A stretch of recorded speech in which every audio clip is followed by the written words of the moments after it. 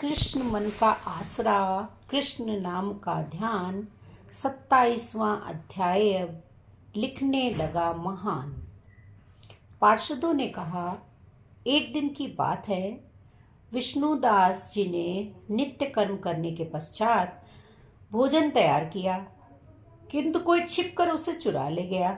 विष्णुदास ने देखा भोजन नहीं है, परंतु उन्होंने दोबारा भोजन नहीं बनाया, क्योंकि ऐसा करने पर सायंकाल की पूजा के लिए उन्हें अवकाश नहीं मिलता। अतः प्रतिदिन के नियम का भंग हो जाने का भय था। दूसरे दिन पुनः उसी समय पर भोजन पकाकर वे ज्यों ही भगवान विष्णु को भोजन अर्पण करने के लिए गए, त्यों ही किसी ने आकर फिर सारा भोजन हड़प लिया।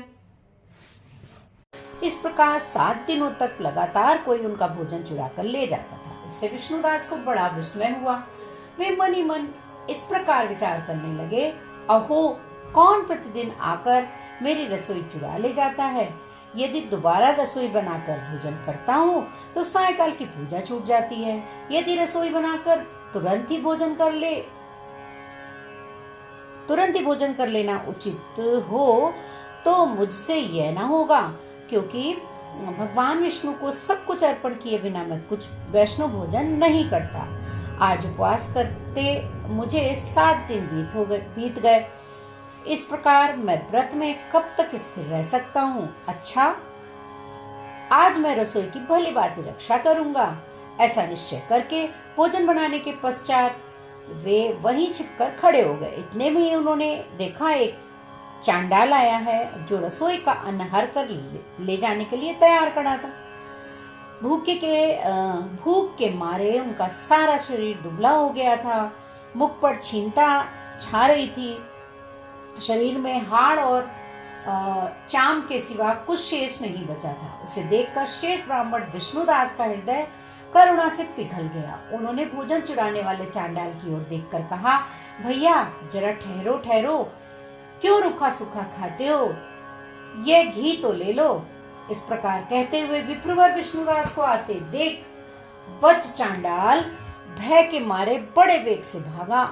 कुछ ही दूरी पर मूर्छित होकर गिर पड़ा। चांडाल को भयभीत और मूर्छित देखकर दुष्श्रेष्ठ विष्णुदास बड़े वेग से उसके समीप आए और दयावश अपने वस्त्र के छोर से उसको हवा करने लगे।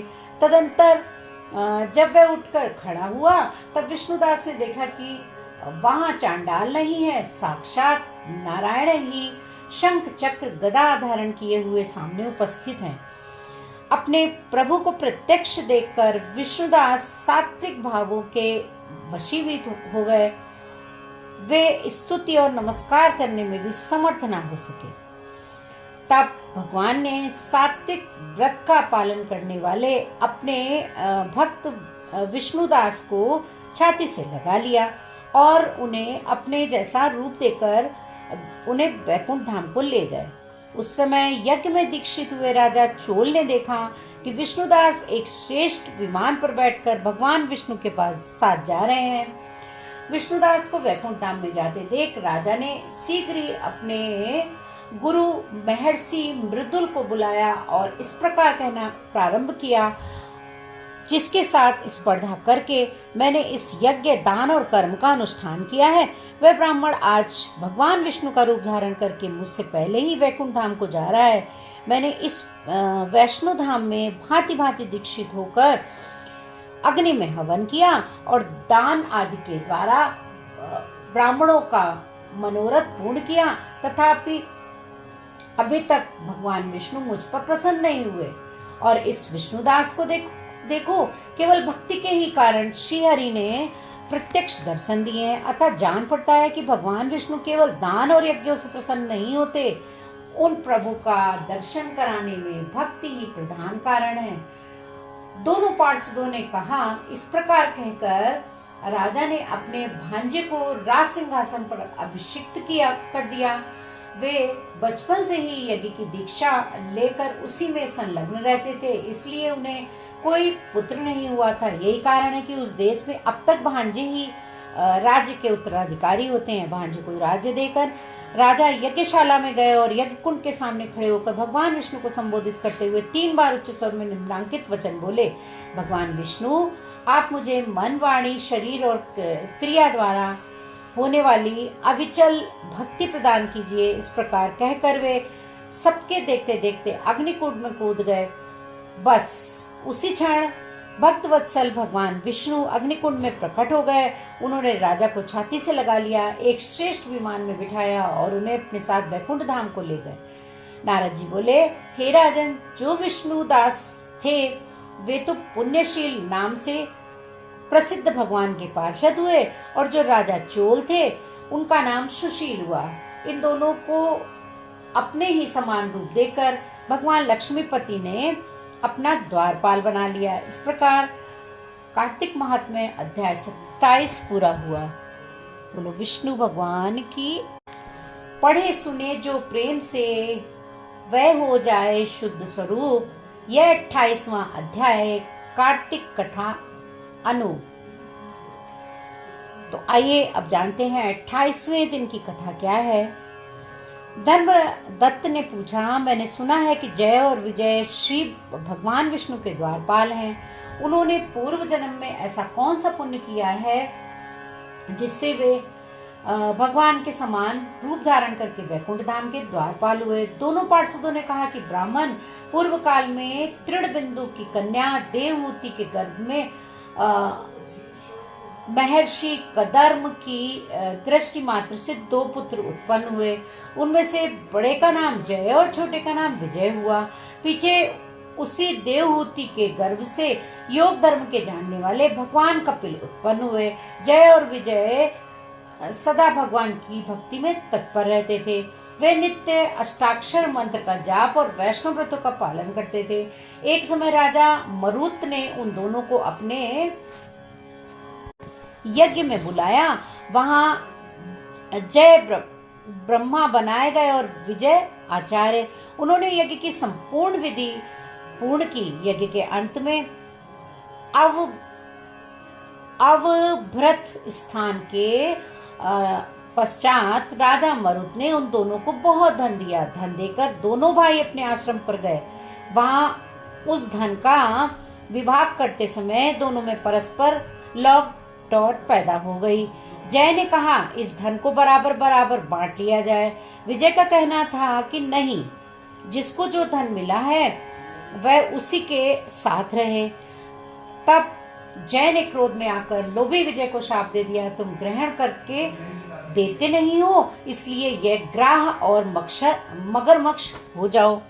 जय के शाप को सुनकर विजय ने भी शाप दे दिया, तुमने मत से भ्रांत होकर शाप दिया है, इसलिए तुम मातंग अर्थात हाथी की योनि में जाओ। तत्पश्चात उन्होंने भगवान से शाप निवृत्ति के लिए प्रार्थना की। श्री भगवान ने कहा कि तुम मेरे भक्त हो, तुम्हारा वचन कभी असत्य नहीं होगा। तुम दोनों अपने ही दिए हुए इन शापों को भोगकर फिर से मेरे धाम को प्राप्त होगे। ऐसा कहकर भगवान विष्णु अंतर्ध्यान हो गए। तदंतर वे दोनों गंड नदी के किनारे ग्राह और गज हो गए। इस योनि में भी उन्हें पूर्व जन्म का स्मरण बना रहा। वे भगवान विष्णु के व्रत में तत्पर रहे। किसी समय वे गजराज कार्तिक मास में स्नान के लिए गए। स्मरण करते हुए उस गज को पकड़ लिया। ग्राह से पकड़े जाने पर गजराज ने भगवान रामानाथ का स्मरण किया। तभी भगवान विष्णु शंख चक्र गदा और गदा धारण किए हुए वहां प्रकट हो गए। उन्होंने चक्र चलाकर ग्राह और गजराज का उद्धार किया और उन्हें अपने ही जैसा रूप देकर वैकुंठ धाम को ले गए। तब से वह स्थान हरि क्षेत्र के नाम से प्रसिद्ध है। वे ही दोनों विश्वविख्यात जय और विजय हैं, जो भगवान विष्णु के द्वारपाल हैं। धर्मदत्त, तुम भी ईर्ष्या और द्वेष को त्याग कर सदैव भगवान विष्णु के व्रत में स्थिर रहो, समदर्शी बनो। कार्तिक, माघ और वैशाख के महीनों में सदैव प्रातःकाल स्नान करो। एकादशी के व्रत का पालन करो। तुलसी के बगीचे की रक्षा करते रहो। ऐसा करने से तुम भी शरीर का अंत होने पर भगवान विष्णु के परम पद को प्राप्त हो जाओगे। भगवान विष्णु को संतुष्ट करने वाले तुम्हारे इस व्रत से बढ़कर ना यज्ञ है, ना ही दान है और ना ही तीर्थ है। विप्रवर, तुम धन्य हो जिसके व्रत के आधे भाग का फल पाकर वह स्त्री हमारे द्वारा वैकुंठ धाम में ले जाई जा रही है। नारद जी बोले, हे राजन, धर्मदत्त को इस प्रकार उपदेश देकर वे दोनों विमानधारी पार्षद इस कलहा के साथ वैकुंठ धाम को चले गए। धर्मदत्त जीवन भर भगवान के व्रत करते रहे और देहावसान के बाद उन्होंने अपनी दोनों स्त्रियों के साथ वैकुंठ धाम प्राप्त कर लिया। इस प्राचीन इतिहास को जो सुनता है और जो सुनाता है वह जगत गुरु भगवान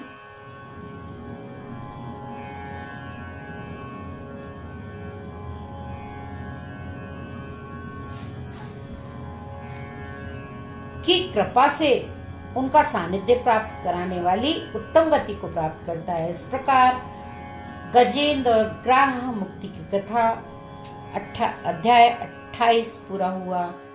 बोलो विष्णु भगवान की।